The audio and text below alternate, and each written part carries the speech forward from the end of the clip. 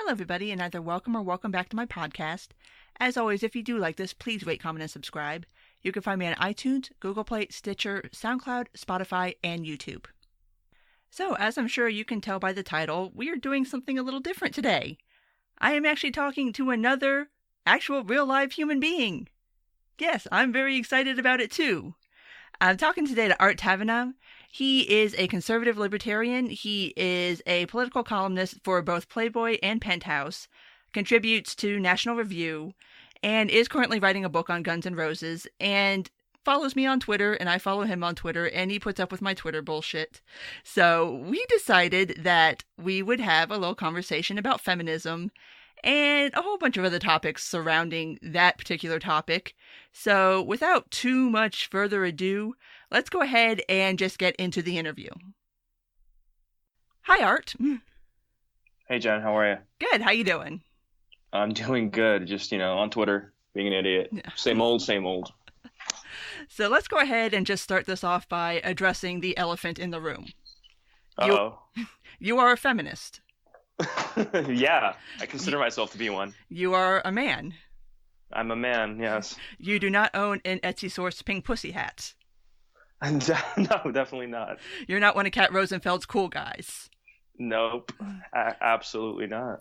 So what is Art Tavana's definition of feminism? My definition of feminism, well, that's a hard question. I don't have a definition of feminism. I think everyone should have feminism for themselves. But I think that, fundamentally, it's about equality, right? It's about equal rights for men and women. And I think that is sort of the base definition. I think from there, you can kind of find whatever you want to be feminism. For me, speaking for myself, and I've written about this at length, my entire political and I guess ideological framework is really like fueled by pop culture. I grew up, watching TV, watching MTV. Madonna was the first feminist to me.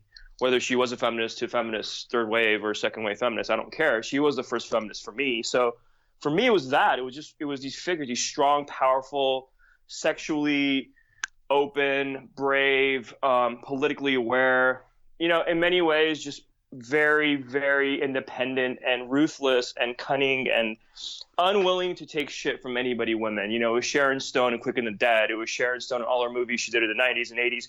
It's Madonna in Truth or Dare. It was all these various characters that I grew up sort of watching and worshiping. I know it's fantasy, and I get that completely. It's not reality. It's not, it's not the real world. But that's where my sort of view of feminism was informed. And then I started reading, Camille Paglia and stuff like that, obviously. And then from there, sort of branched off into my own life and studying my own kind of world. And, I don't know. I just view feminism as equality. But I think for women, for me, it's an appreciation of female power.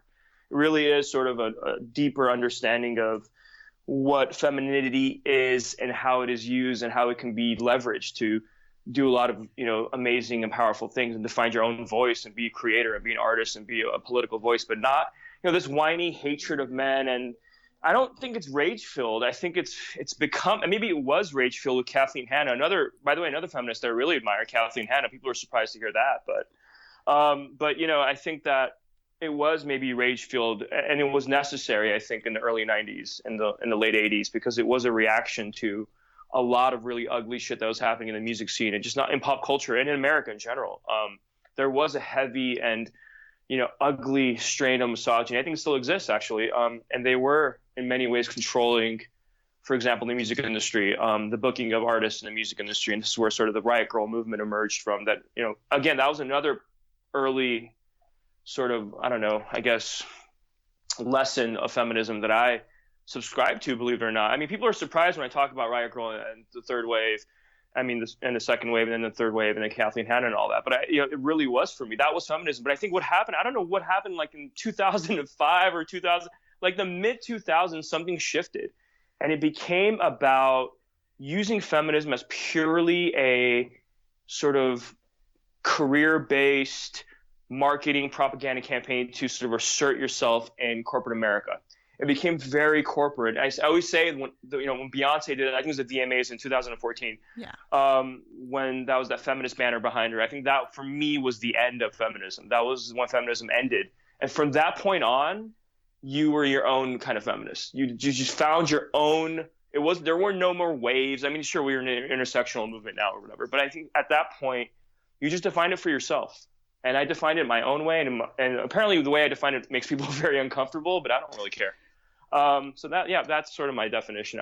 It's not really a definition because I don't think it exists in that form. I think it's a free market. It's a supermarket. You walk in, you pick the kind of feminism that you want that makes you feel powerful, that makes you feel strong, that makes you feel inspired, and you sort of go with it, I think. But I think when it becomes a thing that destroys other people's lives and it becomes authoritarian and it becomes like Victorian in the sense that there's rules and codes and you just shun people for not agreeing with you and you control society and use it as a mechanism of destruction and hate, that's the problem that I have with current sort of modern corporate feminism. Yeah, and I think it's really interesting that you can tell somebody's age pretty much almost down to like the millisecond they were born by how their view of feminism is, because I look at it nowadays and I'm like, where did this all go wrong? Like, what the fuck happened? Like, I remember, like, I'm 37. I remember the 90s. I remember what it was like back then to be somebody who identified as a feminist, and kind of that, I guess you can maybe call that the end of the second wave, beginning of third wave. I can't keep up with the waves anymore. There's too many. It was. But yeah, the kind of that very strong, very confident, very sexually confident, just aggressive woman. And now it's like this, I don't even understand these young women. Like, why are you like this? Why are you so passive? It's just this is the funny thing is a lot of, and that Reason article that you shared, and we talked about this briefly on Twitter a few times. I think I kind of agree with the Kathy Youngs and Christine Hoff Sommers and the Claire Lehmans of the world, who kind of blame a lot of this on academia, right? I mean, it's the feminist women's studies and sort of the propaganda that's been fed through the academia to these young girls who kind of then go into the real world and express the nonsense they've learned in college. But I think a lot of I sort of reject that to some degree too, because I think a lot of the problem is, I think what happened was in pop culture and in media, there was a point where people realized that feminism in this current form, where it is sort of, it really is the old adage that if it bleeds it reads, or if it whatever, however that goes. But if it bleeds it leads. Yeah, if it bleeds it leads. So it's sort of that. It works. Feminism is very, very, very sexy to talk about. It's very sexy to hate another gender or another race, or it's really sexy to go and blog at Jezebel about how you hate Camille Paglia or something, or whatever it is. It's very attractive and alluring, and it clicks really well when you use your identity to attack somebody else's identity, basically. And it's really become in fashion to attack, obviously, white males because of Donald Trump and because of what's happened in the last 30 years of Harvey Weinstein in Hollywood and so forth. But yeah, I think it's purely a tactical move. I think that they're deft, strategic. These are all people that come from at least a fundamental understanding of communications and marketing, and I think they're using that in a very smart way to manipulate culture and to own the media. I think they've completely taken over. Essentially, they've taken over the mainstream media, and I think because of that, they're allowed to assert their view of feminism onto the world. And so, for me, as a male, regardless of my gender, regardless of my sex or my ethnicity and sexual orientation, all that, for me, rejecting their controlling apparatus over culture, I think they view it as misogyny and sexism. But no, I'm just rejecting the notion that we have to think like you. It's like Halsey wearing that T-shirt. Everyone should be a feminist. No, everyone shouldn't be a feminist. Everyone should be whatever the fuck they want. Who are you to tell me what to be? It's the ultimate. It's like these pop stars who used to be liberation and emancipation forces in the 90s and the 80s. Like, I used to watch Axl Rose and think, oh my God, that is, that's someone that I can never be because he's such a ruthless kind of rebellious monster. But he made me feel vicariously that is the ultimate expression of American freedom, right? And so is Madonna. I always wanted to be Madonna as a kid. It didn't matter what her gender was. It was irrelevant. I used to sit there and watch Madonna music videos with my mom and just talk about how cool she was and how strong she was, how interesting she was, and how brave and ruthless she was. And it had nothing to do with her gender. Was irrelevant. I never even thought about it. I never thought, oh my God, I want to date Madonna. Oh, she's hot. I was an 8-year-old boy watching Madonna music videos. I had no idea about any of that kind of stuff. So the expression of, so that was a captivating to me. But I think what's happening now is it's like they have rejected all of that and they've completely turned it into this, I don't know, it's not vengeful or angry. I think it's tactical. I disagree with the notion that these are women who are, I mean, there are trauma survivors in these cells of like really angry, intersectional feminists who are just vengeful and angry. But I think a lot of it is really just a business strategy. I mean, it's Beyonce with the feminist thing behind her, banner behind her. That's all it is, I think. I do think there is a strain of that too. And kind of to touch back on that rage-based feminism piece, I'm kind of coming around to your way of thinking on this as far as it being something of a grift. Because what Right. I've started looking at as far as trying to figure out where the grift is book sales. And so, well, Exactly. I mean, and you can do this with the pro-Trump, anti-Trump shit too, but when you have a cluster of books, when you have 3 or 4 books come out at the same time dealing with the same topic, which means pretty Right. much everybody got their book deals at the same time to talk about the same topic, somebody's figured out that you can make money off of this. And so you have people, I think, whether these women are being honest when they're writing these books or not, I don't know. I don't know them. But I do think that there are grifters, but there are also true believers who buy this stuff and buy into it. And that's what kind of worries me. Like, why all of a sudden is the angry female making a comeback? Like, why am I being told that I need to be actually not even angry? Because anger can actually be somewhat constructive as an emotion. Rage cannot. So why do you want me to be ragey? Because there's nothing productive that could come of that outside of just burning out synopsises in your head and probably bringing yourself to an early grave. But That's bizarre. Yeah, that's something I've started to watch. But the thing that I think annoys me the most right now about feminism as it stands is the learned helplessness of these women. And I don't like it. Like, it creeps me out on a cellular level. And it took me a long time to sit down and like figure out what it is. Especially, I started with consent culture. And like the first time I heard about that, it was just like something didn't sit right with me. And I had to like sit down. I'm like, this is inherently wrong somehow, but I can't quite put my finger on it. But after kind of sitting down and thinking about it, it finally dawned on me. It's like, holy shit, it's handing over your agency to a man. Like you're taking your sexual agency and handing it to him and making it his job to make sure that you're okay, and versus you just speaking up for yourself. And it's one of those things, like, I notice it like on when everybody was talking about the Aziz Ansari thing. And I don't know if you did you ever read the Cat Person piece that was in New Yorker last year?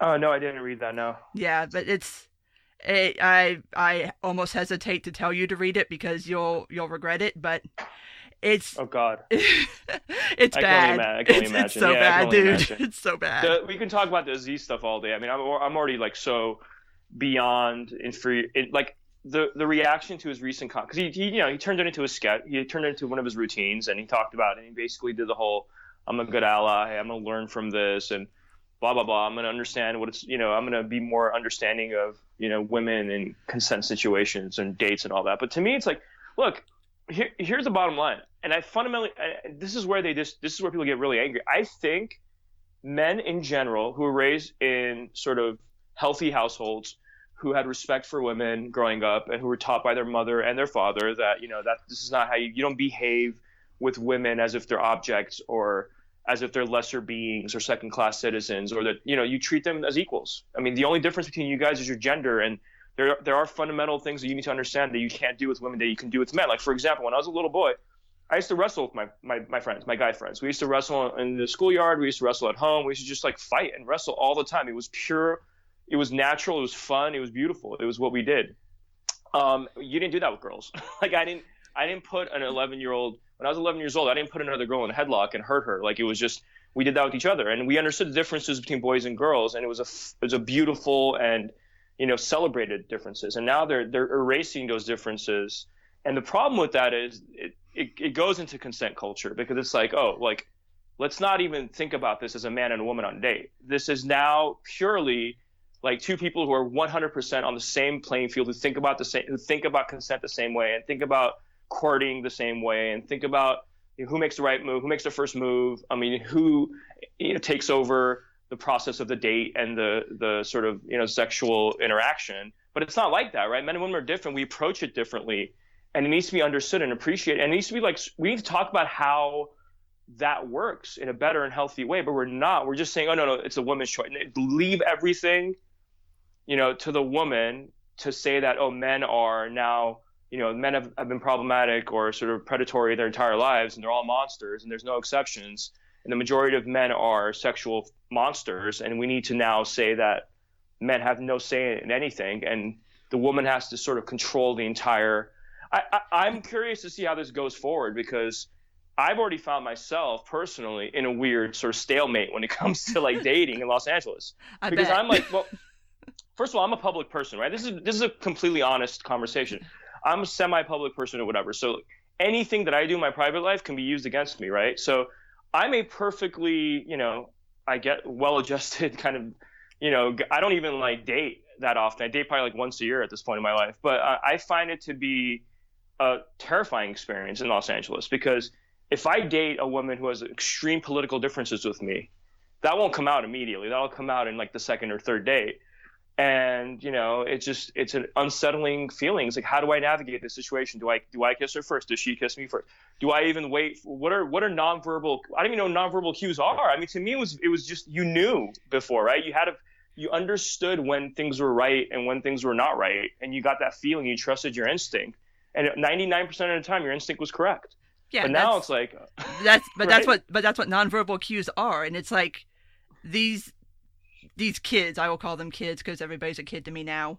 It's like you don't understand how to read nonverbal cues because they never socialized as teenagers. Well, I mean, really, no. It's like, and I finished up reading Coddling of the American Mind, and they make the same point. But when you have these teenagers and you never really socialize them, like there's no time to just like hang out. Like, I was thinking about it. I was at the mall yesterday, and there was, like, one group of girls that were just, like, hanging out. And I thought about it. I'm like, when the hell was the last time you just saw, like, kids hanging out at the mall? Like, we used to do that shit all the time. Sure. And now, like, it struck me because I was like, when the hell was the last time I saw that? And it's like, there's no unsupervised, kind of unstructured free time to just hang out with people of the same gender, of the opposite gender, or of what gender you are sexually attracted to kind of learn how to be around those people. So now you're going into these dating situations where it's like everything has to be so explicitly black and white, like hammered out. Like you have to ask like every 5 minutes, like, is this okay? How about this? If I move my hand 3 inches to the left, are you going to be okay with that? Instead of just doing it, and then you as a woman say a man does put his hand somewhere you don't want them to, then you handle it. It's extremely unromantic as well. And I think when I was growing up, I was very shy. I like pretty much until college, I never really like was the guy who made the first move or person who really dated. I mean, dated a few girls in high school, but that was it. And I was extremely shy. I still am. I never feel comfortable making the first move. It's just the kind of person that I am. I'm just not comfortable with that. So for me, I would always get these women who would tell me like, why are guys afraid to kiss girls? Like even in high school and college, all these girls would be like, why are guys so afraid to kiss girls? Like make the first move, right? And I'd be like, I don't know. It's just kind of like awkward and weird. I don't even understand like when it's, what's the opportunity to do that? Like it was a weird thing growing up as a young kid in the 90s and the 80s. And it was a thing that you just either did and you understood it because you had a better understanding of, I guess, women and romance and sensuality, and all, or you did it like me. Like I'm a complete nerd. I don't understand any of these things. I just most of my dating relationships with women have been with really sort of alpha women who were the ones who made the first move, to be perfectly frank. I mean,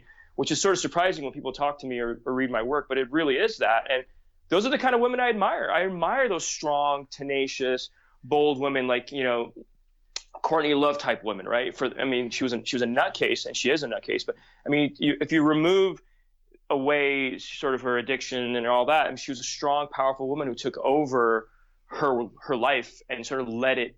It's like the old sort of Wild West kind of mentality. It's like, we're all in this together. We're all going to do our own thing. You know, the people who are just better at certain things are going to achieve more and be better at, you know, dating or love or relationship. And for me, I just never understood it. But now it's like there's all these rules you have to follow. So it's even made it more terrifying for people like me, because now I don't even know how to, like, I didn't know how to do it before. Now I'm just like, I completely don't know how to do it.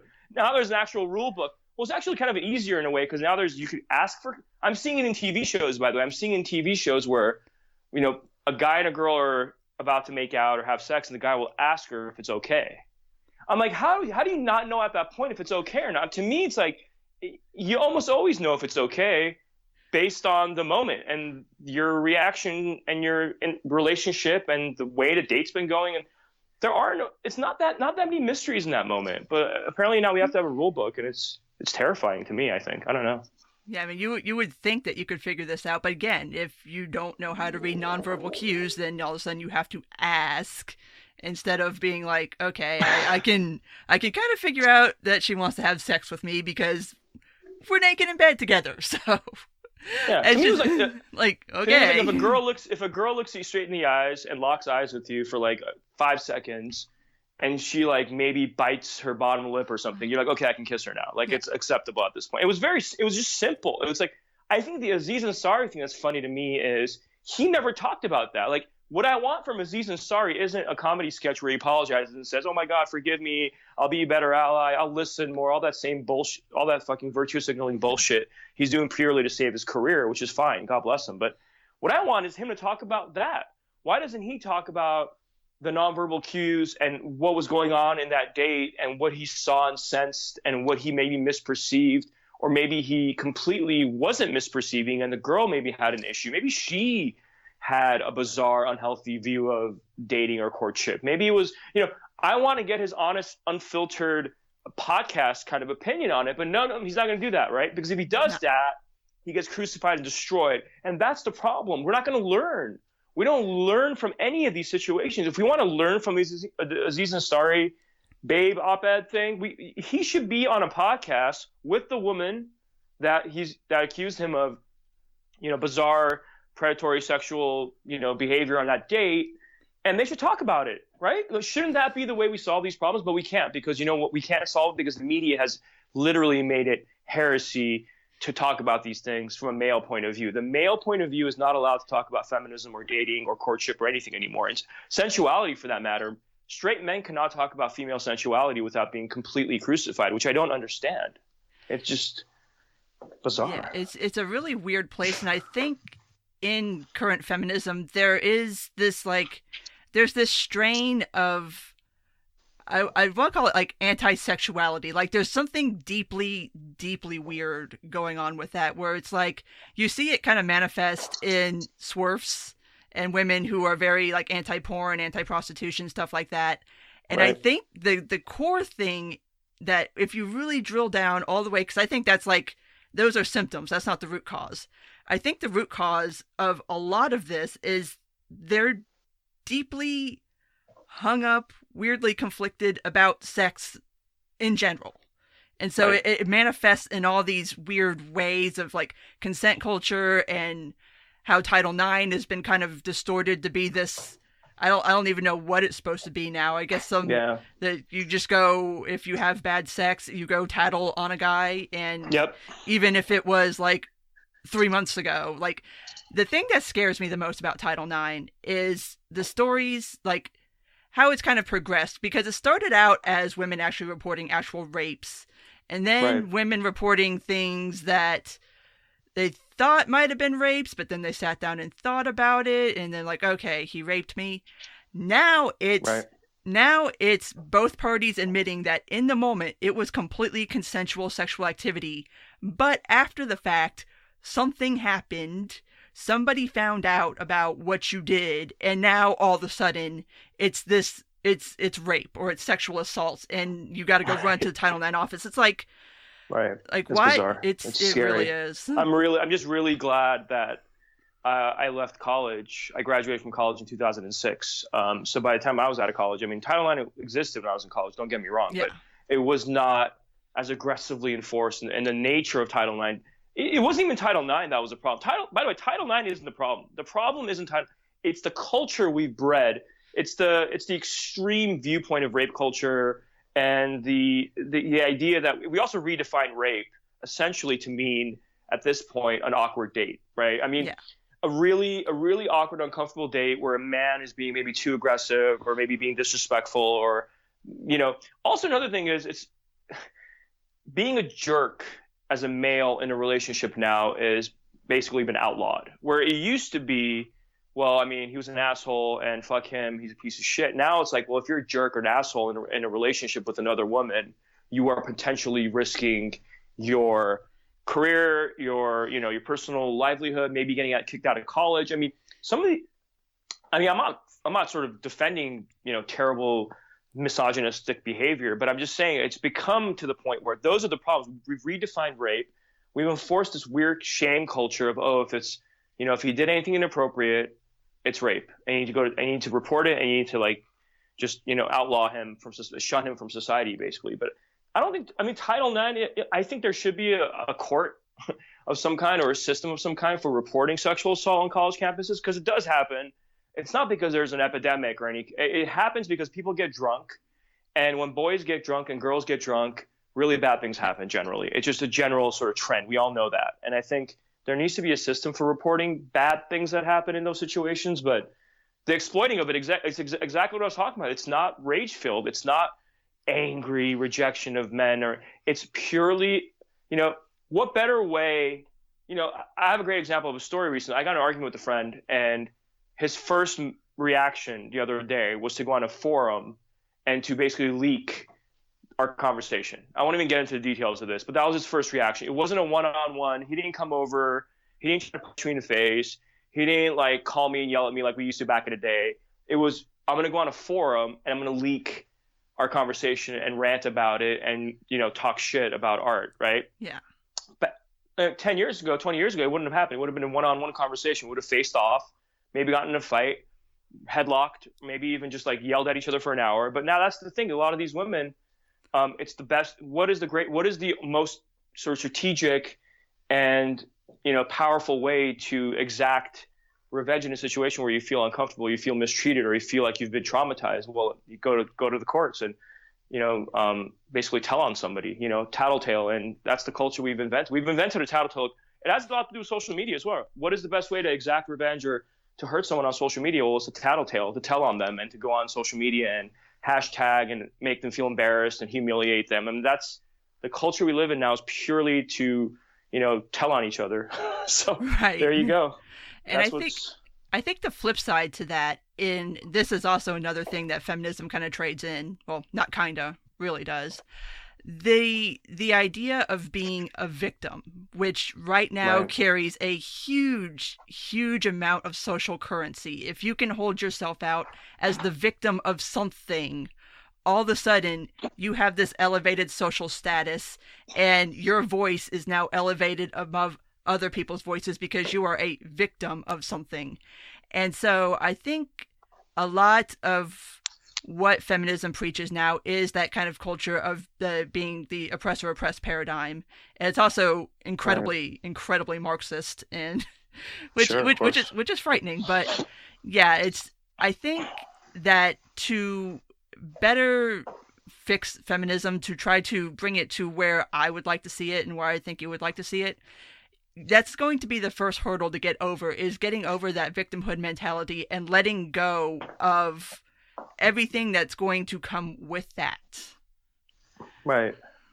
The problem is when you've created an entire industry around it and it's extremely profitable, the only way it stops working, or it stops being what you're talking about, the victimhood mentality and victimhood currency, it's really, you have to hurt that economy. So that economy is extremely profitable right now. So until organically, and it has to happen organically, because here's the bottom line. The bottom line is libertarians and conservatives who view feminism differently, they have no power when it comes to the fundamental sort of channels of communication. We don't run Hollywood. We don't run Netflix. We don't run the publishing world, magazine, media. We can't communicate this sort of feminism. It's completely, it exists in Reason magazine blog posts. It exists in magazine articles and essays that people like me, or maybe obviously Camille Paglia and people like that write. But that's all. It's real. It's fringe. To be perfectly frank, it's fringe. It's not being communicated on the mainstream. So until the economy can be weakened by sort of the pop culture communication of these ideas, it's never going to happen. So that's why I've kind of given up. I've given up on the fight. I expressed my point of view on it.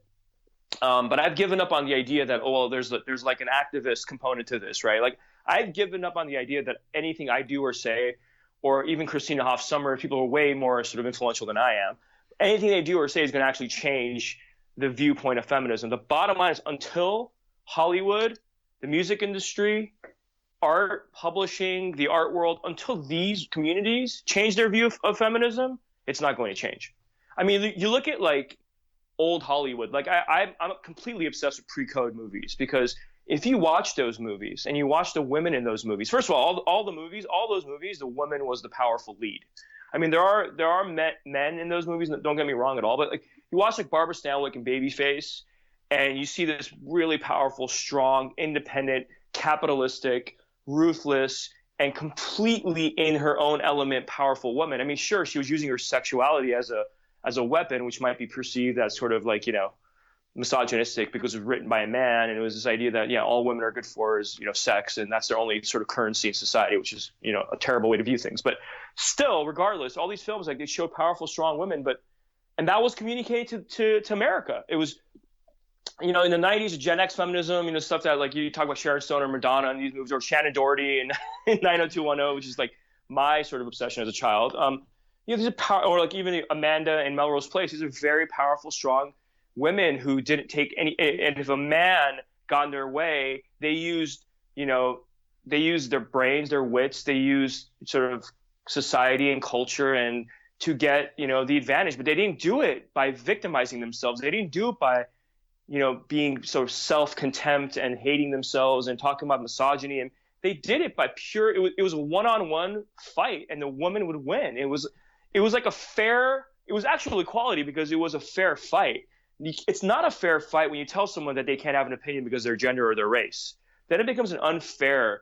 So to me, capitalism has always been a fight, right? It's a fight between people to gain power and to gain influence and to gain money and capital. But when you make it an unfair fight, you're sort of removing the equality component away, which is why feminism is no longer about equality. It's about using feminism as a marketing tactic. And again, I go back to the VMAs in 2004. It sounds silly, but really that's when it was over to me. Feminism became purely a marketing tactic at that point. I mean, it's been like that for a while, but to me, it was the most sort of prescient, pop culture moment. But yeah, until Hollywood, until I see Netflix movies or Netflix TV shows that express that point of view of the powerful, strong femme fatale, for example, like Peggy Cummings and Gun Crazy, things like that, that kind of point of view of feminism, until that becomes popular in culture again, we're never going to have any sort of change. Bottom line, it doesn't politically, Title IX could be changed, revamped, and destroyed and dismantled. It won't make a difference. They're going to go on blogs. You get rid of Title IX, who cares? They'll just go to Jezebel. They're doing an op-ed in Jezebel about it. I mean, does it really matter? I mean, it doesn't even matter. You can't fix this politically. You really can't. It has to be fixed through culture, and nobody knows how to do that because conservatives and libertarians have no voice in popular culture. Yeah, unfortunately, I do agree with you. And I think I am a big adherent of the idea that politics is downstream from culture. And I've always argued that if you really want to change society, you have to do it through culture, like passing laws, getting people elected. Like that's cool if that's your jam. If you want to go be politically active in that way, feel free. But I think that really where you start changing hearts and minds is doing it through the culture. And sure. I'm not quite sure how exactly we interject ourselves back into it, other than just all of us creating whatever content it is that we create. And hopefully it will reach enough people and kind of flip some switches in people's minds and make them start thinking. But that's about the best I can come up with, is just right. We'll just keep screaming into the void, and hopefully somebody will listen eventually. See, I talk to I talk to a lot of young kids because I have a lot of younger cousins who go to college or high school. So I talk to a lot of their friends. A lot of them are actually turned on to sort of, I guess you could describe Camille Paglia's work as kind of quote unquote anti-feminist. It's not, but I mean that's the sort of the most generic tagline. In comparison to current feminism, yes, it is anti-feminist. Well, there you go. So they are turned on to stuff like that, and they are and I talk to a lot of young kids. I'm always ranting and complaining about how these kids are listening to really bad sort of SJW hip hop like Kendrick Lamar and really just trash music, right? But also there's these young, rebellious, very, very sort of subversive group of young kids who are 17, 18 years old who listen to pure classic rock, who listen to Zeppelin, who listen to Guns N' Roses, who listen to Elvis, and they're rejecting today's culture. I mean, there are a rebellious strain of young kids who believe the things that you and I as like 35, 37-year-old libertarians or conservatives are talking about.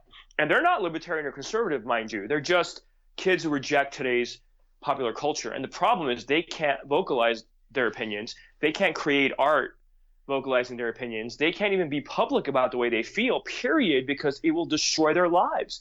That is the biggest problem. The biggest problem is the media has made it dangerous to be a rebel, has made it completely dangerous and toxic to be a rebel, because when you're a rebel, you get attacked, you get publicly shamed, you get your career destroyed. Like, I wrote an article in 2016 about Sky Ferreira. I wrote the article from the perspective of someone who's really well in tune, and I consider myself, at least in my mind, like an amateur sort of historian of Madonna, because I mean I've studied Madonna my entire life, and I love her work, and I love her. Not anymore. I mean she went downhill after the 2000s. I don't even consider her anything anymore. But still, I think that I wrote that this rejection. It was a rejection of the idea that men can't talk about sensuality. And I get it. Women are still traumatized by sort of the works of like I don't know D.H. Lawrence maybe or whatever it may be. The viewpoint that like even like Chris Hitchens and Why Women Aren't Funny and things like that, where like a man sort of used their pen to humiliate and drag women in sort of cheap and, I guess some of it was cruel and potentially misogynistic. I don't even like to use that word anymore because to me, misogyny means hating women. It doesn't just mean sexism. I think a lot of that work was sexist. I don't know if it was misogynistic. Or Oscar Wilde for that matter. I mean, you read Oscar Wilde's work. I mean, oh my God, I go back to the Picture of Dorian Gray like at least once a year, completely try to reread the whole thing, and it's like in the milieu of today, it's the most misogynistic work you can possibly like get a hold of. I mean, it is literally like satanic verses to the feminists today. I mean, it's like amazing, but like no one ever talks about that because it's like we have completely sort of stripped the male point of view. The male gaze is like outlawed, which is, I get it. A lot of it was destructive and damaging, but for me, that article I wrote in 2016 about Sky Ferreira was really a protest in a way of this idea that men can't talk about sensuality anymore. And for me, I was talking about the sort of the female sexual power that comes with the way women can use their looks, their female charisma in ways that men can't. We don't have no man on the planet Earth, maybe save for David Beckham in like the mid 2000s. Or like Mark Wahlberg in like 1992 or something. No man has, I mean, Leonardo DiCaprio, right, in Romeo and Juliet or something, but no man has that sort of female charisma where you can use your beauty and your charm and your cunning in a way that you can sort of change culture just purely on aesthetic pillars. I mean, that to me is so beautiful and amazing. Why can't men talk about that? And not talk about it in a mean and humiliating and cheap way, but it just, to me, it's obvious. I mean, do you really think Madonna would have, I mean, Madonna used sexuality in a way as a publicity stunt, sure, but also it was the foundation of her brand and her identity. And we can't talk about that anymore. Why? I mean, it was it's like if you go pull up Madonna quotes of her interviews in like Vogue or wherever it was over the last 30 years, it's all about how she used sex as a weapon. She was open about that. But we can't talk about that anymore. And that's another problem. It's the rejection of female charisma and the uniqueness of women. I think that's another thing, this general gender neutral kind of movement. It's rejecting that women are special in their own way.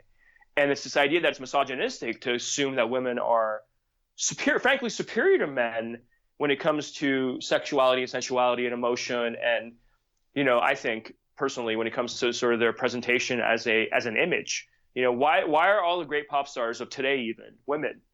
I mean, seriously, are there any men? It's Ed Sheeran and Justin Bieber, and they both kind of suck. Ed Sheeran's a good songwriter, but no one really cares about watching him at all. Nobody even wants to see him on a camera. Justin Bieber sort of faded into obscurity in a weird way because of his weird cultish beliefs or whatever. But I mean, we want to see, we want to see Lady Gaga. Not Lady Gaga right now. We want to see mid-2000s Lady Gaga. We're not getting that anymore. But that to me is, that's lost. I mean, the idea that a woman is strong, beautiful, and uses her sexuality as a force of emancipation is lost. It's been deleted from society, and it's happening through culture, and it's depressing for people like me. But I don't know, man. I have like 30. I don't know. I have like 30 boxes of magazines from the 80s and 90s and 2000s, and I go back to those. And you go back to a Maxim magazine from like 2006, and it's alluring, it's beautiful. It's a lot of nasty. There is a strain of nasty, sexist sort of, these ridiculous things of women, like, poured baby oil poured all over a woman next to a car, and she's like bending over, and like, that is sort of cheap and disgusting. But I don't know. I think the idea that women are different from men is being suffocated out of society, which I think is hurting culture and art in a bad way. I know. Yeah, and it's not even just solely limited to men can't talk about it. Women can't talk about it either. Like there's no space for acknowledging that, like, as a woman, you can use your looks, your sexuality, not necessarily as a weapon, although that is how they will perceive it, but you can use it as a tool, and that women can move in this world in ways that men can't. Like, we can do shit that y'all can't. It is what it is. Sure. But to try to, like, flatten that out and to ignore the fact that those are facts, it's like, I don't get it. Like, yeah, it's a fantasy. Like, they refuse to acknowledge differences between. I mean, look at the Serena Williams stuff is the funniest thing to me. That's the most bizarre example of this, right? It's like no one wants to admit that Serena Williams fundamentally cannot compete at the same level of the 100th ranked male in tennis. They refuse to acknowledge that. And when you talk about that, you're a misogynist and a sexist. But it's just fact. She doesn't have the velocity in her serve. She doesn't have the speed. She doesn't have the fundamental male testosterone and physical sort of advantages. I mean, I'm sorry. It's just, that's the way. I mean, I wish it was different. I wish there was a world where there was a woman in tennis who was as good as the best ranked men. That would be awesome. I would love to see Serena Williams against Roger Federer, for example. Like, that would be amazing. There's nothing. I mean, I would never want to see a sport like MMA. The idea of like trans people in MMA is just, to me, I don't know. I can't get behind that. I don't understand the idea of a woman and a man in a fist fight professionally is just too much for me. But yeah, I mean, the idea of women competing in male sports, yes, absolutely. The minute you show me an example of a woman who has the same physical capabilities as a man and can be in a safe environment and do the same things as a male competitor, yes, I want to see that. I want to see women dunking over LeBron James. Like, I want to see that happen one day, but we're not. Yeah, it's just not gonna I don't happen. think that's going to happen. But right. Moreover to that point, it's like, why does that have to be the standard? Why, like, if we just stay with Serena, like, why is it not good enough that she's the best female tennis player to ever play the sport? Like, why does it have to be measured against a man's accomplishment? Like, that's another thing that really annoys me about feminism. Trying to bring this back a little bit, is that it's still like this current iteration of feminism still centers a woman's experience around men. Like, everything is about what a man's going to do, how he's going to react, how do you stack up. It's like you're missing the point. The point isn't to be measuring yourself against men. The point is that you should be centering yourself within yourself, not making this a whole external thing where you have to be comparable to all these other people versus it being an internal thing where the only person you have to measure up to is you. And that's good enough. That's fine. Yep. Yeah. I mean, I can go back to these old magazines and you read the interviews with Sharon Stone, or you read the interviews with any of the sort of, to me, the Gen X feminists, and they never talk about, men don't even come up, misogyny, that word wasn't even used. I never even saw that word used in popular culture until like 10 years ago. I mean, it existed, sure, it came up here and there, but it wasn't this like consistent pattern. They didn't think about men as the problem.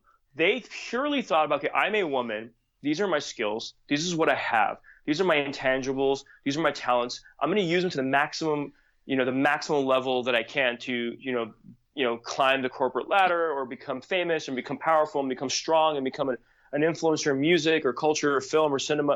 It was never about men. Men weren't even part of the conversation. I mean, you look at again, I go back to like glamour and old Hollywood, and I had this book called Bad Girls of the Silver Screen, and you read the stories about these women who had so much power in Hollywood. And this is the 1920s. I mean, they had infinite amount of power. There was a lot of like producers and grotesque contracts that, basically imprisoned them with the studio system. But I mean, these women were goddesses and completely in control of their environment and had immeasurable amount of wealth and power. How did they gain all that? Well, they gained it through female charisma and female uniqueness and understanding that men and women aren't the same thing. And they use it to their advantage. And yeah, but the thing you're talking about, this need to compare women, the feminists' need to compare themselves to men constantly is, I think, a couple of things. First, I think there's a lot of trauma with a lot of the most vocal sort of feminist bloggers and feminist activists are people who've experienced trauma. And this is why I'm sensitive I really am kind of sensitive to their kind of neuroses, because I feel bad. There's an amount of sympathy for me for these women who've experienced potentially been raped or sexually assaulted and they can't get over it. And the thing is, like, we often, you and I, people like us maybe are like, well, you should figure out a way to separate your trauma from the real world and your professional voice or whatever. But I think some of them can't. I think they've lost that ability, and they're drowning in sorrow and self-contempt and, and a lot of guilt and a lot of resentment for what happened to them. And I think they're expressing that sorrow through a keyboard, which I think is extremely damaging. I've never used an article ever as an expression of rage or an expression of trauma or like a bad thing I'm going through. I never do that.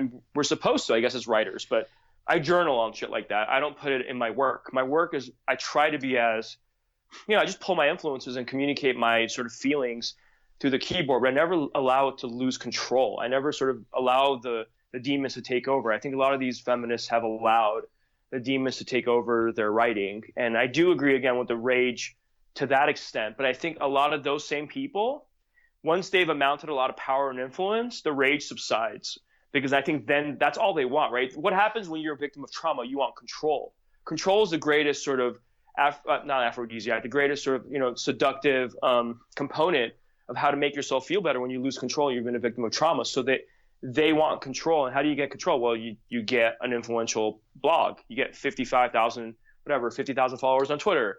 And once these women have gained that, and men, by the way, it's not just women, these grotesque male feminists who are by far the worst people. I mean, every male feminist I've ever known personally, has told me stuff that they've done to women that makes me go like, you're a horrible human being and you should be outed. Like every single one. The sort of douchey,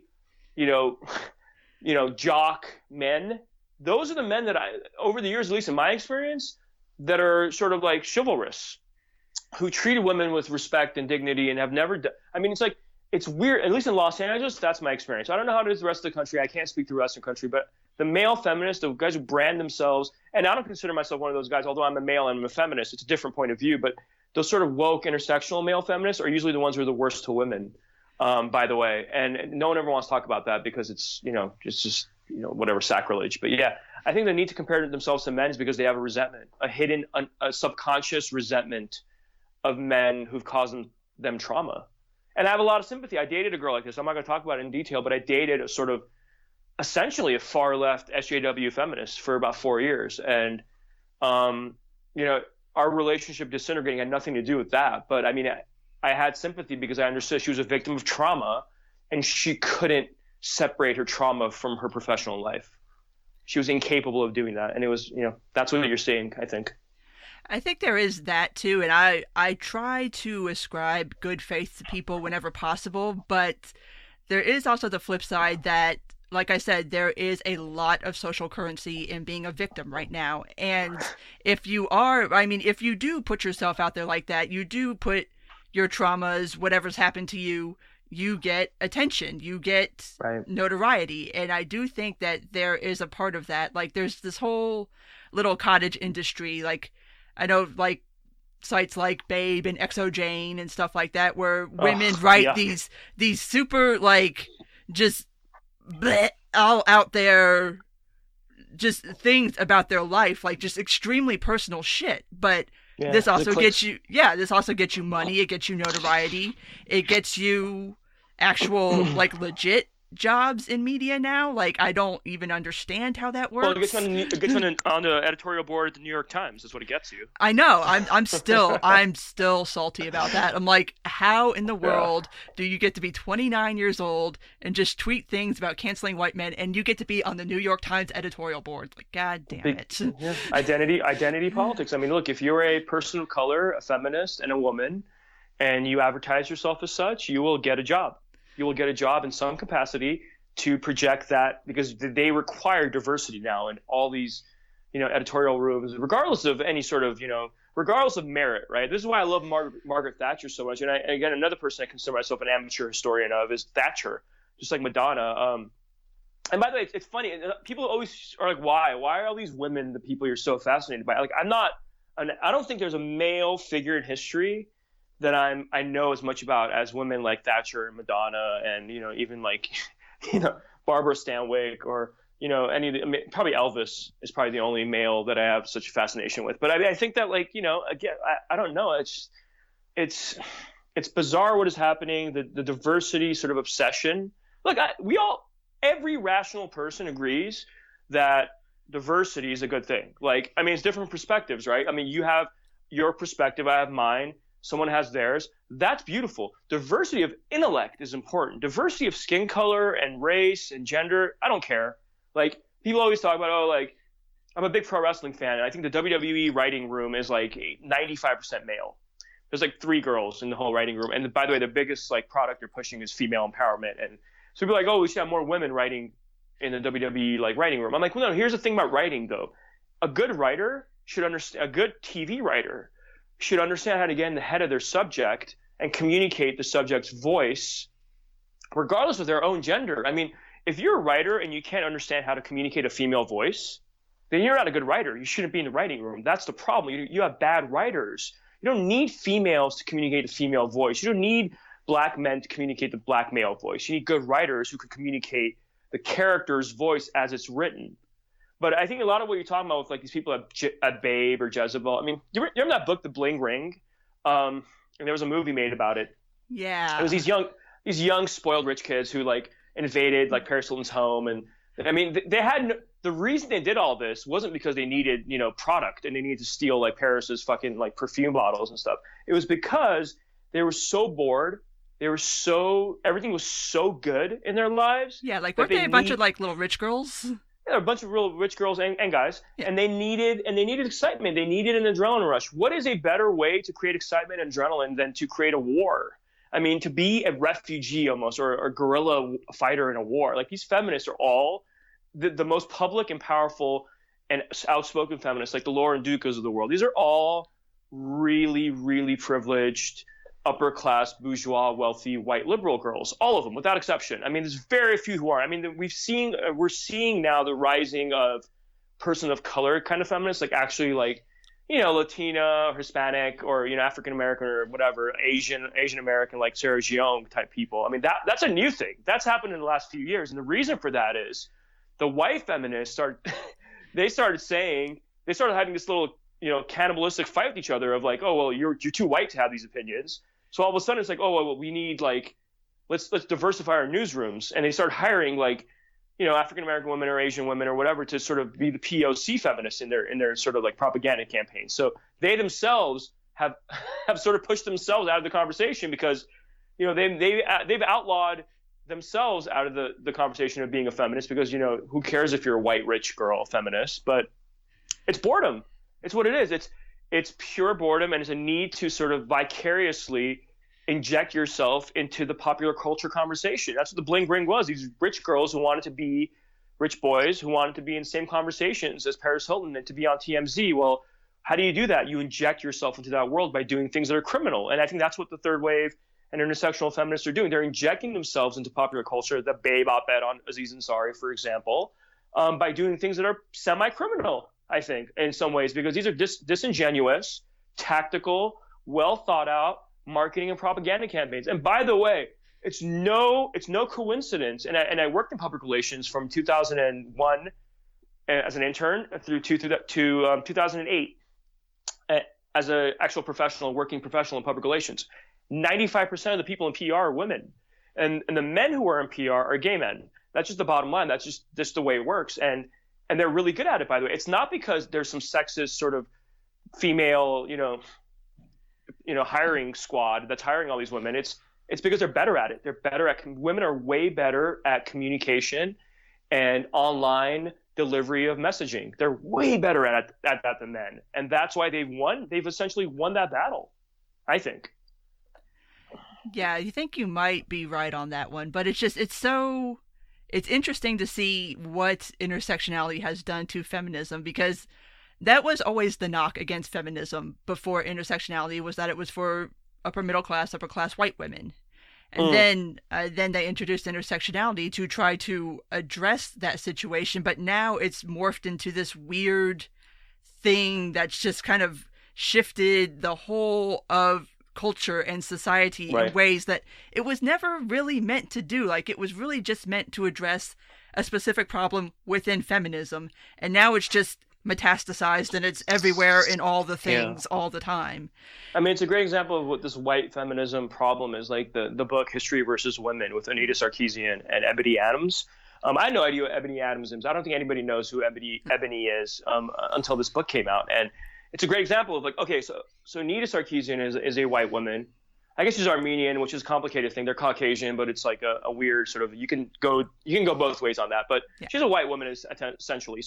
And she decided to put Ebony Adams as her co-author, and then they had this entire afterword explaining why it was important to sort of have a voice of a person of color to communicate these ideas about, history versus women, which is basically a book about how history has held down female voices and sort of buried the accomplishments of women, and how it's important for feminists to write these histories that document the powerful accomplishments of women.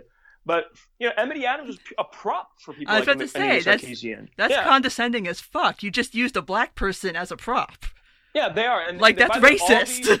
Well, of course. And so Sarah Jeong being put on the editorial board, and all these examples of, like, black women and Hispanic women being sort of propped up into influential voices of the feminist community. These are props of the white, powerful, sort of elitist feminist women, because they view it as, well, if I can just put a megaphone that communicates my message through an intersectional lens, I not only get the sort of virtue points of sort of patting myself in the back, oh my God, I'm such a civil rights activist. You also get the beautiful sort of potent advantage of having, there's nothing, I've always said this, there's nothing more powerful in society than a really smart, well-spoken, dangerously adept at social media black woman, because that is such an intoxicating thing that society has sort of not had, right? I mean, you look at all these, like, feminist writers and bloggers throughout history, other than Roxane Gay, I can't really think of one who isn't a white woman. Like, really, I mean, are there any? There aren't white women? I mean, it's all just wealthy, very, very sort of highly educated bourgeois white women. And then it comes along people like Roxane Gay, who, by the way, is a great writer. I'm taking nothing away from her. I actually think Bad Feminist is a fucking awesome book. I disagree with a lot of what she says, but I don't discount her talents. She's a unique example of someone who isn't the sort of token, raised, propped up sort of, white woman's prop, but she's a fantastic writer. I'm not taking anything away from her, and that's being legit. But yeah, I think it is racist. It's sexist. It's racist. They are the new sort of, I don't know. I hate doing the whole thing of, the left are the new racists and all, because racism exists everywhere. I think everyone to some extent is a little racist. I've always said that, and I stand by it. And a little sexist, and a little misogynistic, or a little misandrist in their own way. Everyone is. But I think that the sort of, again, it's the blingering thing of, like, if they want to inject themselves into popular culture, what is a great and really quick way to inject yourself into popular culture right now? Well, go on Twitter, find something that really bad that happened to you. Just go into your fucking past, dig in. I was assaulted, I was raped, I was, as a child, I was, taunted by people, I was bullied, and just talk about it and rant about it in a thread. And guess what? It'll be a Twitter moment. And guess what? That Twitter moment will get you 50,000 followers on Twitter and a job at the New York Times. That's just how it works, and it's scary, and it's like the newest version of, you know, how to get famous. You know, in the 2000s, it was, you know, get photographed coming out of Hyde, or get photographed coming out of, you know, some really bad nightclub on the Sunset Strip, and or drop a sex tape. Drop a sex tape, or be friends with Paris Hilton, or get a job as the assistant for Kim Kardashian. But now the new way of getting famous is find some trauma that's happened to you, exaggerate it, you know, because it's better. You know, you tell a story, you can't really tell the story as a stone cold fact. It's boring. So make it a little more sexy, and then broadcast it to the world, because you know what? That'll get you a job. And, you know, we live in a society where not having a job is really scary. Trust me, I know. I've been blacklisted, blackballed, and deplatformed more than probably anybody that I know that's continuing to have a job in media.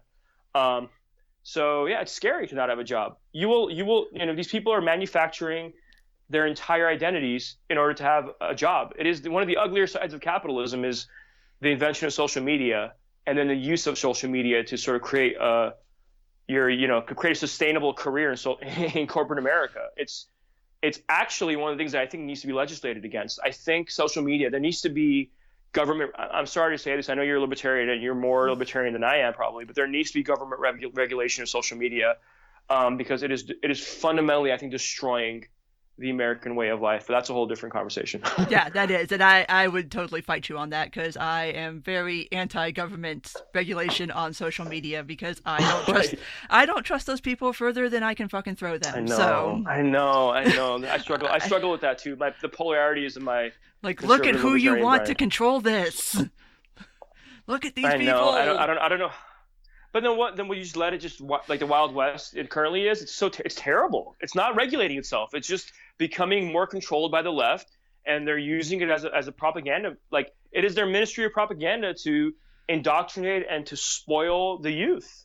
It's what it is now. I mean, how do we fix that? We can't. I don't know what the solution is. Get rid of it would be great. I mean, if there was a Fight Club solution, I join you on that. Let's get rid of all social media. Let's blow to smithereens the digital framework of all social media platforms. Yes, please, but we can't. So yeah, I don't know what I want in that. I know what I don't want though. But anyway, to kind of try to bring this back and try to wrap it up a little bit, I wanted to talk about the piece that you just released for penthouse.com on the I call them the 2A girls. The girls on Instagram and on YouTube who are pretty and pose with weapons and therefore get the likes and the clicks. And it's interesting because my first initial reaction to women like that is basically, you're thirst trapping. But well, I mean, it is. Let's be honest. It's thirst trapping.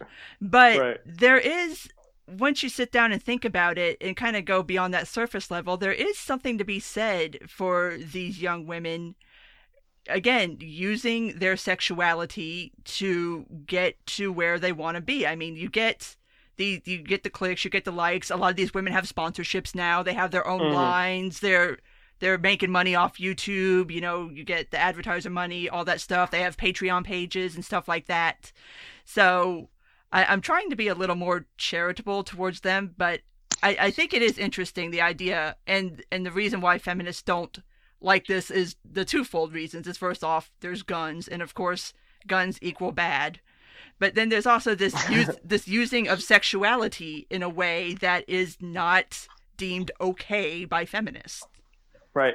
But isn't it beautiful? Like, what could you think of being what is a more frightening and terrifying and horrific image to the feminist than Dana Loesch on the cover of her book in a skin-tight Alexander Wang, and with and just like this beautiful woman holding an AR-15 and staring at you stone cold, like gimlet-eyed, like a freaking demon, and just melting your face off. I mean, to me, that is the most frightening image to the third and intersectional feminist.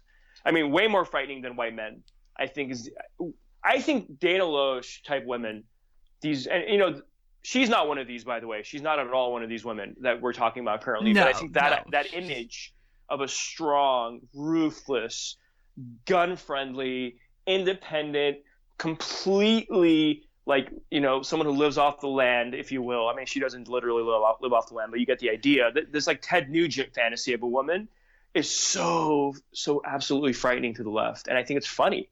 And that's kind of where this started. It was like, I thought it was funny when I was seeing the rage that was being directed at Dana Loesch. And then, this is like, I've been trying to interview Dana for a very long time.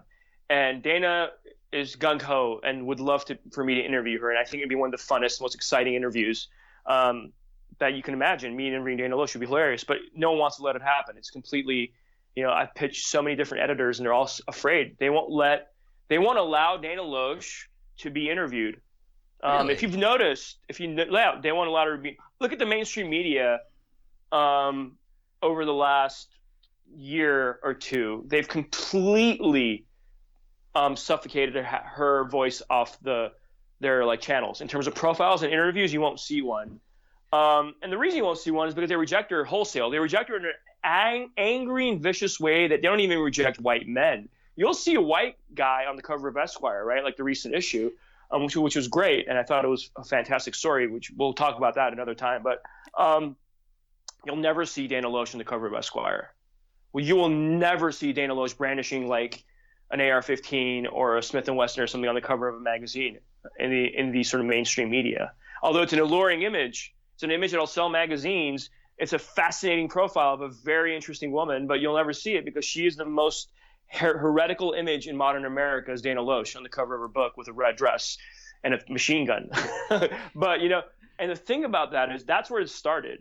And I started writing about it and I discovered something along the way that I didn't even know about. And Dana and the NRA describes these women as gun bunnies, right? I mean, they reject these women. The NRA, Dana Loesch, and sort of the gun rights activists reject the stuff I wrote about in that article, which is these young 20, 22-year-old women who have been sort of either naturally, organically, or manipulating their way into gun culture by sort of photographing themselves with firearms on social media.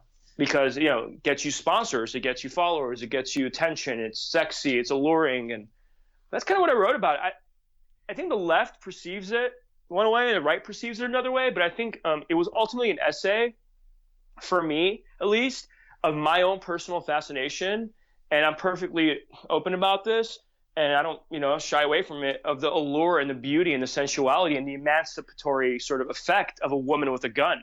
I think a woman with a gun is the most American image in history. I mean, to me, the Old West kind of, we don't talk about a lot of these women, but, Annie Oakley sort of was the Hollywood version of this, but the idea of these women with guns who would use their gun as the ultimate equalizer between men, right? What is the one thing that can make a woman physically as dangerous as a man? Well, it's a gun, or a weapon of some kind. And I think to me that was so alluring and sexy, frankly, and exciting. And I view guns. I love guns. I have no problem with firearms. I don't believe in, sort of overzealous gun laws. And I view guns as beautiful, gorgeous American engineering.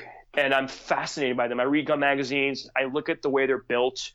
They are beautifully shot in these magazines as centerfolds. And, the idea of women doing that for gun culture was really a study of advertising as well. I think it's the new advertising of guns is Instagram. I think Instagram is the newest, most intoxicating way you're going to sell guns to youth. And I think those girls are selling more guns to young boys than any gun magazine in America, which I think is a fascinating study. Again, it's heresy to the left. The left uses this as like, why in the fuck would someone be interested in this? Why would someone even want to glorify this? And I don't think I was glorifying it, but I think that I'm personally fascinated by things that make people feel uncomfortable sometimes, but I don't really care.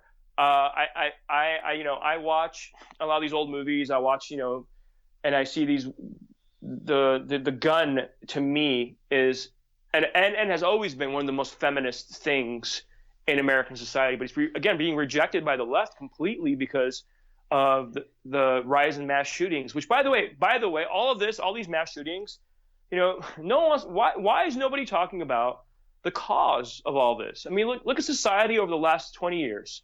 What are the things? What are the sort of the metrics that you look at that have gone up in relation to school shootings? Well, it's not the availability of firearms. It's not that.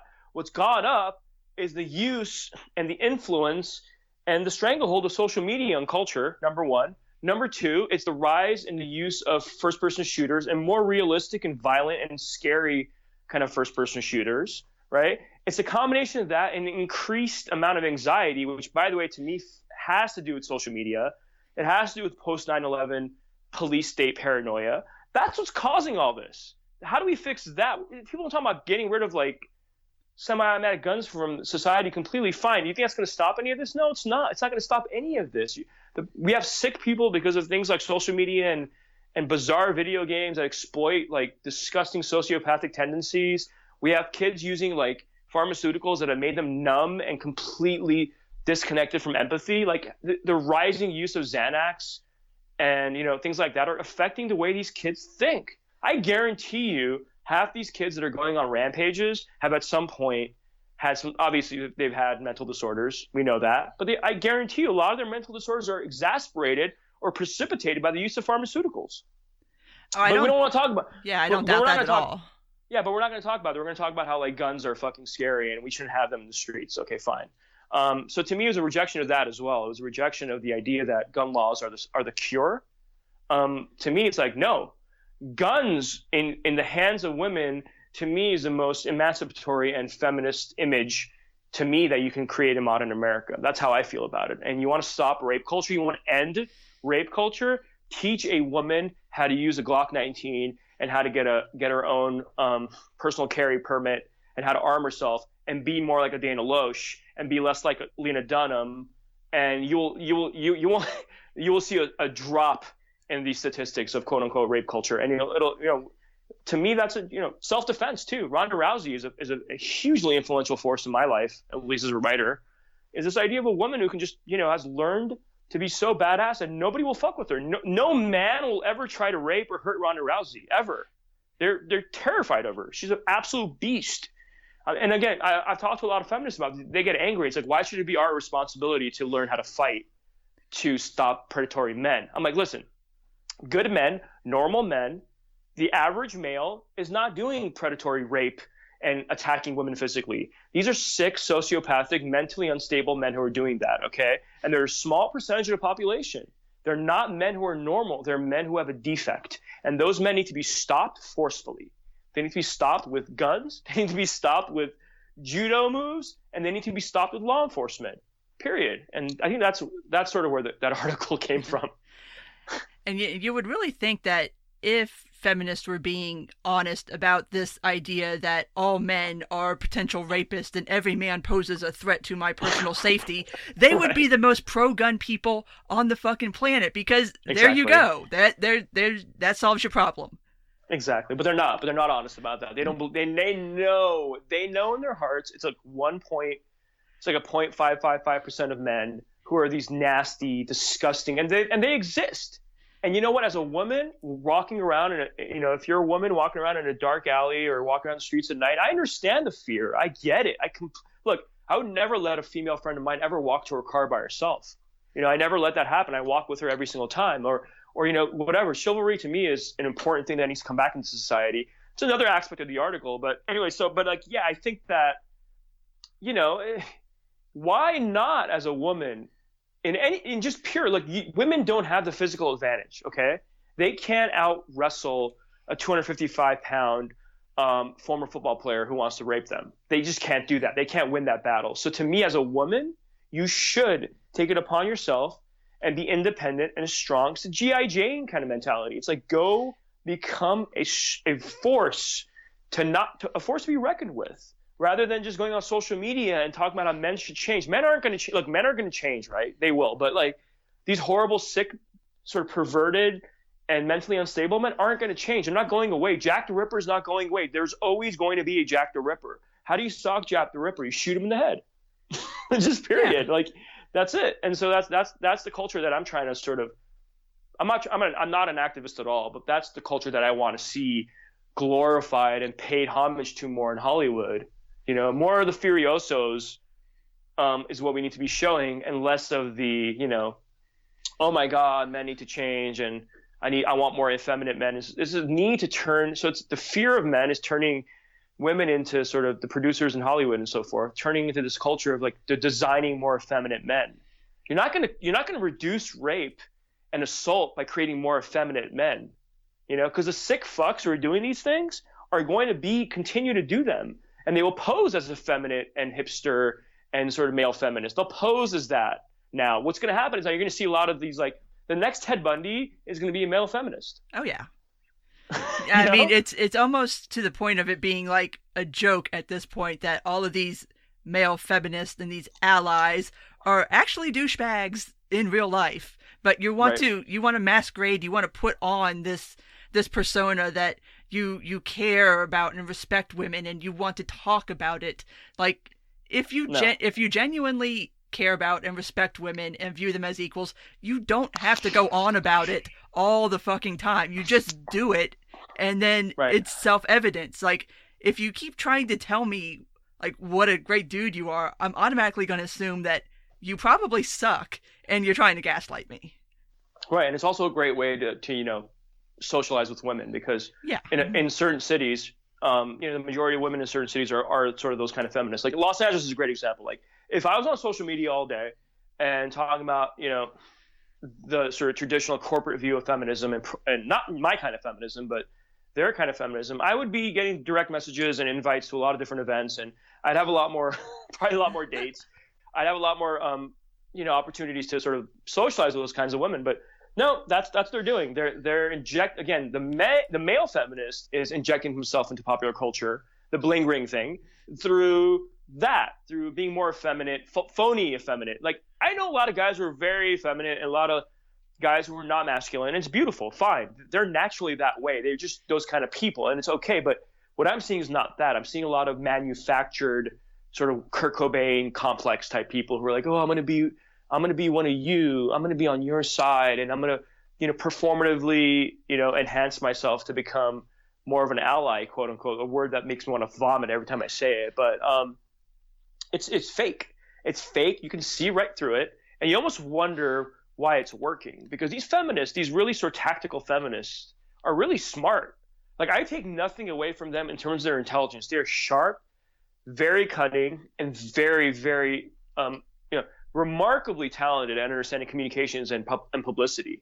And for them to not be, I mean, maybe they're using these men as like tools or props in a way, but I don't know, because maybe they are, because it's right. Is that how you see it? Yeah, it's like man as prop. Like it's not enough for you as a woman to hold these certain views.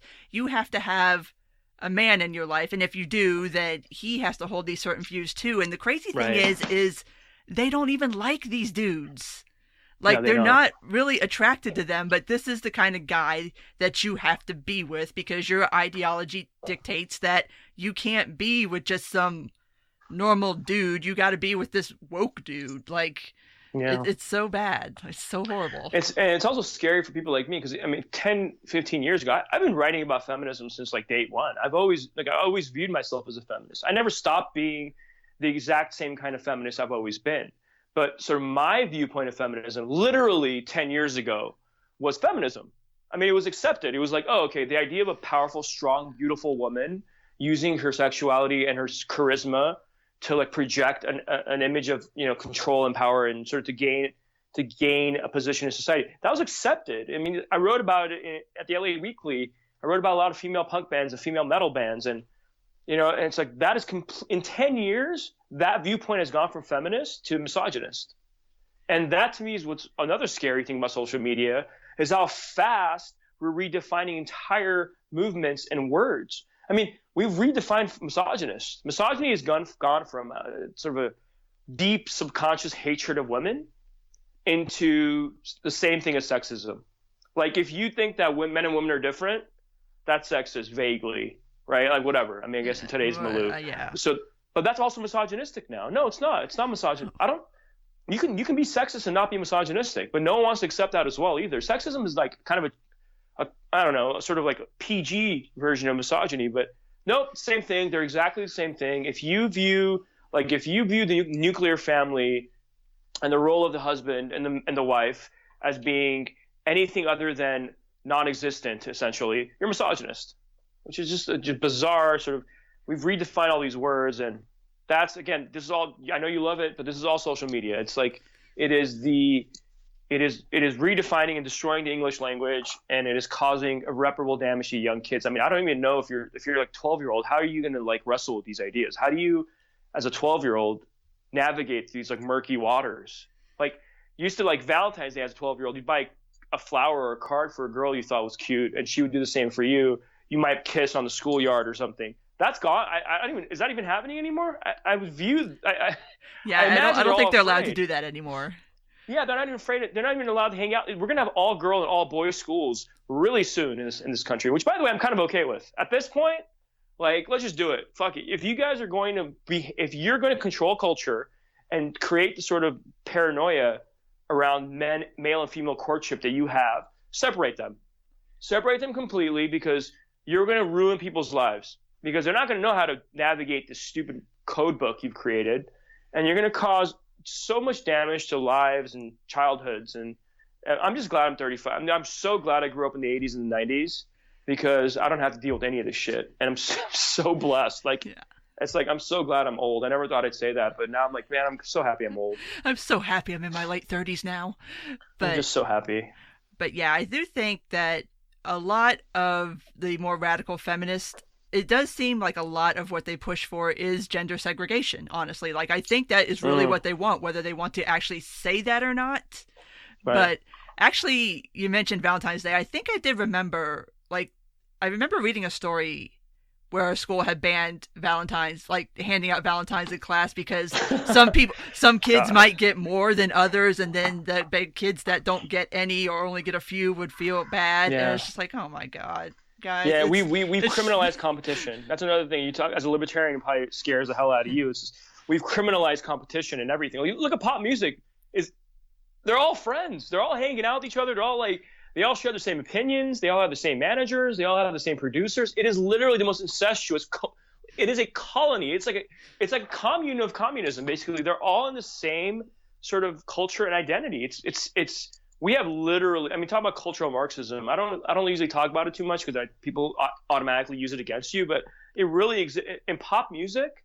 It exists nowhere more than pop music. Groupthink and this, like, completely, you know, they've all been, like, sort of washed together in the same identity and look and attitude and project the same image. And that, to me, is terrifying. It's like, we have gotten rid of the idea that you need to compete with each other. That it was healthy to want to beat someone in something, right? It was a good thing. Now it's like, no, it's not healthy. No, we're not going to compete. We're all going to be the same. We're all going to share and have the same opinions and, you know, be allies. No, we shouldn't be allies. We should be competing against each other. We should all be competing against each other. That is the point of America. It is a society built on the idea of free will, individual agency, and competition. You're getting rid of that through culture. You're saying that it's not okay to compete. Why? I mean, it's like, it's deflating, depressing, and like dead inside. I think. I don't know. It makes me sad. Yeah. Remember Britney versus Christina? Yeah, Britney versus Christina, Madonna versus Prince. I mean, like, yeah. This is they never hung out with each other. You never saw a collaboration with Michael Jackson and Madonna. Not once did Michael Jackson and Madonna collaborate on a video or something. You know why? Because they were competing against each other. It was like a war. It was like, who's going to be the biggest pop star in the country? I mean, you didn't see Axl Rose, you know, do a video with, like, Bon Jovi. You know, they're competing. They wanted to kill each other, and it was beautiful. It was full on. It was capitalism at its height in terms of pop music, and now it's like we are in the communist phase of pop music.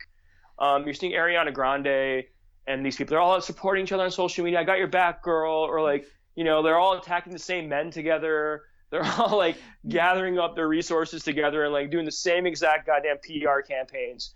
It's like they are all puppets of the same publicist that I've never met before. But I want to find out who they're – like, I bet you a lot of these women in pop music currently have the same 2 or 3 publicists. And I guarantee those 2 or 3 publicists are friends with each other. And this is all just a massive, like, cabal of, you know – propagandistic, coercive messaging being planned behind the scenes. We just don't know about these people because they're not public. Yeah. But at any rate, I think I'm going to take this opportunity to start wrapping this up. So here is the part where you plug your shit. Tell people, what do you do?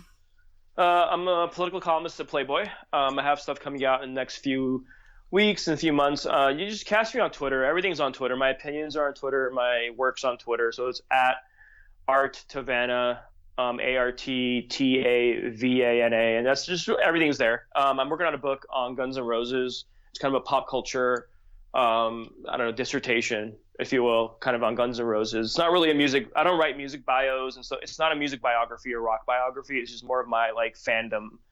And I write for Penthouse. I have a column at Penthouse as well. It's all conservative, libertarian stuff for Penthouse and Playboy. It's what I do. And I also contribute to National Review and the Weekly Standard before it sort of disappeared off the face of the earth, which is what I tweeted about this yesterday, which is the idea that we strongly need a conservative, libertarian kind of pop culture and arts magazine, the modern sort of version of the New Yorker from the perspective of people like you and I. Yeah. And we desperately need that. And the Weekly Standard sort of was that, but no, it doesn't exist anymore. So we need to find that. I think a Daily Wire could maybe facilitate something like that one day, but we really need that. And yeah, that's me plugging my shit. All right. Awesome. Well, thanks for sitting down and talking to me and having this long, rambly conversation, which was very enjoyable, by the way. Oh, thank you. You too. It was really fun. And this is my favorite, just to talk about stuff all day. So let's do it. Anytime you want to do it again, let's do it. All right. Cool, man. Thanks.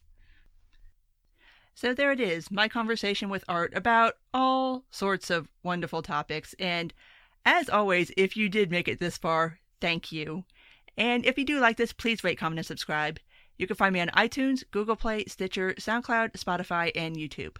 Take care, and until next time.